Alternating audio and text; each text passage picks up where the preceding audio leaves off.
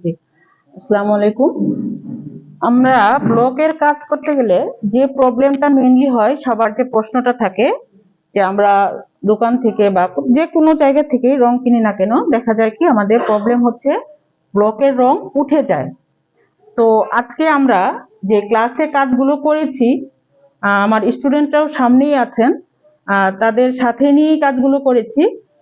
তো এইটা আমি আজকে ধুয়ে দেখিয়ে দিব। কারণ হচ্ছে আফসানের কাজ করেছি, হোয়াইট পেস্ট, মিউটেক্স সব ধরনের কাজ এখানে আমাদের করা আছে। তো ওদের সামনে যেহেতু কাজটা করেছি, আমি সেভাবেই কাজটি এখন একদম ওয়াশ করে দেখিয়ে দিব। এজন্য কারণ হচ্ছে এটা আমার খুব বেশি দিন হয় নাই, 1 সপ্তাহ আমাদের ক্লাস শেষ। তিন দিন হয়েছে এই কাজটা। এটা আমরা দ্বিতীয় সোমবার করেছিলাম না, বেশি দিন হয় না এটা। তারপরেও সেদিন ধুয়ে দেখিয়েছিলাম, তারপরে এখন আমি সবার সামনে ধুয়ে দেখাবো যে কোনটার কি অবস্থা, তাহলে সবার একটা কনফিডেন্স বাড়বে আমাদের, তাই না? এখন এটা আমরা একদম পরিষ্কার বলে পানি নিয়েছি। যেমন এইটা আছে লাল আর সাদা, যেহেতু এটা উঠলে কিন্তু অবশ্যই বোঝা যাবে। বিসমিল্লাহ। সবার মেন সমস্যা এইটা হয়, আমরা কিন্তু উল্টা পাশে আয়রনও করিনি এবং রোদ্রেও দেইনি। আপনারা আসতে পারেন, দু একজন এদিকে আসেন, সমস্যা নেই। হ্যাঁ, আচ্ছা, এটা আমি একদম কসলায় ধুইতেছি, ঠিক আছে? এখন তো কোনো পানি আছে, কালার আসছে? আচ্ছা, এখানে তো বোঝা যাবে। এখানে কিন্তু চকের একটা দাগ ছিল, সেই চকের দাগটা হয়তো হালকা গোলাপি হবে, এমনি কিন্তু উঠার কোনো সম্ভাবনা নাই। চকের দাগটাই, হ্যাঁ। এছাড়া কিন্তু আর কোনো উঠার সম্ভাবনা। নিউটেক্স এর কাজ কিন্তু আপনারা কখনোই ভুলেও 1 সপ্তাহের মধ্যেও ধুবেন না, এটা কিন্তু নিষেধ ধোয়া। এটা আমার রঙের গ্যারান্টি আছে দেখে কিন্তু আমি ধুয়ে দেখাচ্ছি, আমার ওই সাহসটুকু আছে, আমার ওই কনফিডেন্স আছে, ঠিক আছে? এখন আমি কেন দেখাইলাম এটা, এইটাই সবার মেন প্রবলেম, যে আমরা তো কাজ করলাম 15 দিন পর, ধোয়ার পরেই উঠে যাচ্ছে, ঠিক আছে? আমাদের গুলা কিন্তু একদম লেগে আছে, উঠবে না কোনোটাই, নাই, ঠিক আছে? কারণ এটা কিন্তু সাদা কাপড়, এর চেয়ে বড় প্রমাণ আর হতে পারে না, ঠিক আছে? এখানে কিন্তু পানিটাও আমাদের কিছুই হয় নাই, এটা কিন্তু না উঠবে না। এটা তো আমি ওইভাবে অক্সেল লাইলন ফিক্সার ওইভাবে ইউজও করি নাই, আমি কিন্তু আমার রংটা এমনিতেই দেখানোর চেষ্টা করছি আগে। হ্যাঁ, ওটা তো আরো পরের হিসাব, ওটা তো আরো আসবে তাহলে, তাই না? এটা একদম কিছুই হয় নাই। তাহলে কি হইতো, কালার গুলো ছড়াইলে কিন্তু অবশ্যই ছড়াইতো না, কিছুই হয় না। তারপরেও কিন্তু এটা আমরা নিয়মের বাইরে গেছি। কিভাবে? এক হলো আমাদের 15 দিনও হয় নাই, 1 সপ্তাহ হয় নাই, উল্টা পাশে আয়রনও করি নাই, রোদ্রেও দেয় নাই, কিন্তু নিয়ম হচ্ছে আমাদের উল্টা পাশে পরা আয়রন করতে হবে, রোদ্রে দিতে হবে। মিনিমাম 1 সপ্তাহ বা 15 দিন পর আমাদের কি করতে হবে, ধুইতে হবে। এর আগে কিন্তু ধোয়ার নিয়ম নেই। এটাও কিন্তু আমাদের সাদা কাপড়, এটাও আমরা ধুয়ে দেখিয়ে দিচ্ছি। যেমন এখানে যে এগুলা বের হবে একটু একটু, এটা কিন্তু একটা মার থাকে কাপড়ে, আমরা তো মার মুক্ত করে নেইনি, যুক্তই ছিল।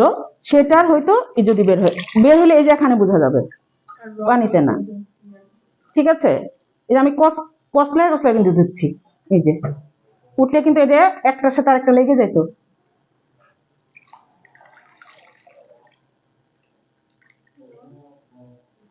সবার কিন্তু কমপ্লেন একটাই, যে এটা করার পরে,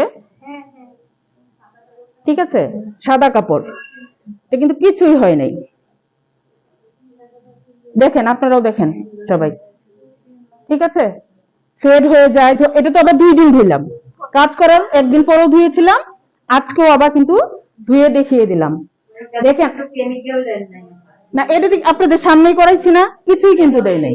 আচ্ছা, আপনারা একটু জোরে সবাই বলেন তো, আমি কি এটাতে কোনো লাইলন ফিক্সার আরো অন্যান্য কেমিক্যাল মিশিয়েছিলাম? আচ্ছা, তাহলে এর চেয়ে আর বড় প্রমাণ কি হতে পারে আমাদের? এতগুলা স্টুডেন্ট, আপনাদের সামনেই কাজ করেছি এবং আপনাদের সামনে আমি ধুয়ে দেখিয়ে দিচ্ছি, এই সাহস কিন্তু সবাই করবে না। আর এটার হচ্ছে আফসানটা, আফসানটা কিন্তু ধোয়া মাত্রই কালো হয়ে যায়, অনেকেরটা ধোয়ার পর পরই কালো হয়ে যায়। আমি পুরাটাই ভিজিয়ে দিচ্ছি, এটাও কিন্তু আমরা মার সারিয়ে নেইনি, তারপরেও ওই রকম রং উঠবে না এই কাপড় থেকে, আমার কাপড়গুলোও কিন্তু রং উঠে না। আর যেটা দেখবেন একটু হালকা একটু পানি, তো মারের পানি বের হলে কিন্তু একটু হালকা আসবে, তারপরেও দেখেন পানি ক্লিয়ার। এবং কি আমি এই যে এরকম করে দেখাচ্ছি, দেখেন এরকম করলে কিন্তু রং উঠে যায়, কোনো রং উঠবে না। ঠিক আছে, এরকম করলেও উঠবে না, কিচ্ছু হবে না। এটাতে যখন আপনারা আরো অকজেল লাইলেন ফিক্সার ইউজ করবেন তখন আরো 100% গ্যারান্টি আমরা দিতে পারবো।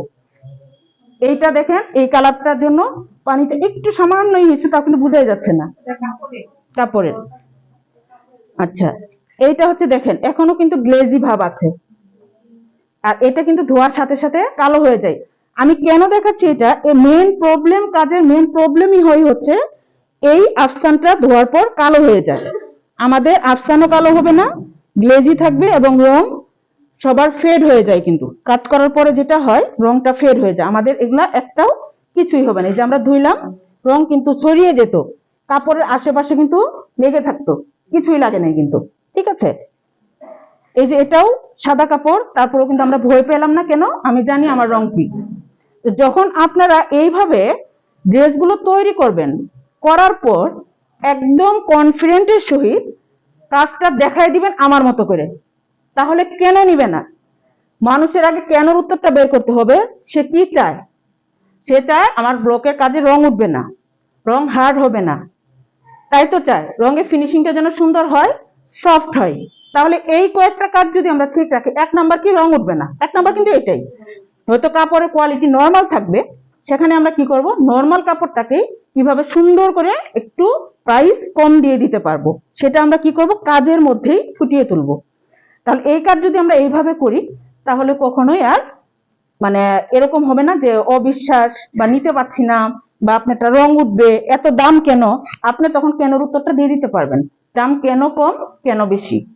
যেমন আমি কিন্তু বলতে পারি আমার কেমিক্যালের দাম অন্য জায়গার চেয়ে বেশি হতে পারে, এই কারণে আমি এই করে দিচ্ছি আপনাদের কনফার্ম করে। তো এখন আপনারা যখন এটা বলতে পারবেন, তাহলে কি আরো কোনো সমস্যা থাকবে বিজনেসের ক্ষেত্রে? তাহলে এখন আমরা কি করব, প্র্যাকটিস করে এগিয়ে যাব। আমরা কি পারবো সবাই ইনশাআল্লাহ? ওকে, ধন্যবাদ সবাইকে। আমি এখন স্টুডেন্টের সবার কাজগুলো একটু দেখিয়ে দিব, আমাদের স্টুডেন্টরা কি কি কাজ করেছেন। একদম মাত্র কয়েকদিনেই তারা যতটুকু করেছেন সেটা আমি একটু দেখিয়ে দিব।